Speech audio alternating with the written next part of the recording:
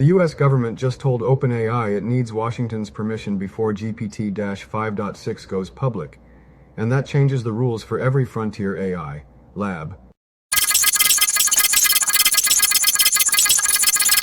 Welcome to AI News in a Minute, brought to you by Tavis, the future of interactive video. I'm Jerome W. DeWald. This is Friday, June 26, 2026. In AI news today, the White House just handed OpenAI a hard stop on GPT-5.6.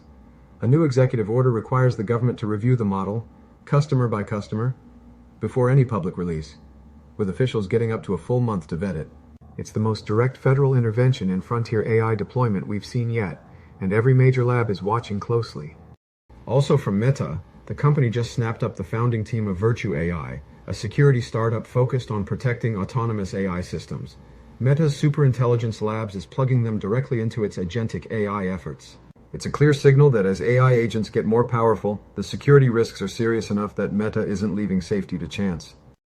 In AI security news, Anthropic is dropping a bombshell, accusing operators linked to Alibaba's Quen lab of executing the largest known AI distillation attack in history. We're talking nearly 20-8.8 million stolen Claude exchanges, extracted through more than 24,000 fake accounts. Anthropic says the targets were Claude's software engineering and agentic reasoning capabilities. Alibaba has not responded.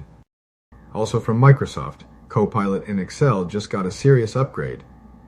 The new AI skills feature lets financial professionals build reusable, automated modeling workflows right inside the spreadsheet they already live in. Announced on June 25th. This isn't a gimmick. It's Microsoft going after the enterprise finance market with a tool purpose-built for people who build financial models all day long. And in AI media news, the Rundown AI just pulled back the curtain on something wild. They built an AI clone avatar using HeyGen and ElevenLabs, automated the entire content pipeline, and grew the account to 200,000 followers. No human on camera.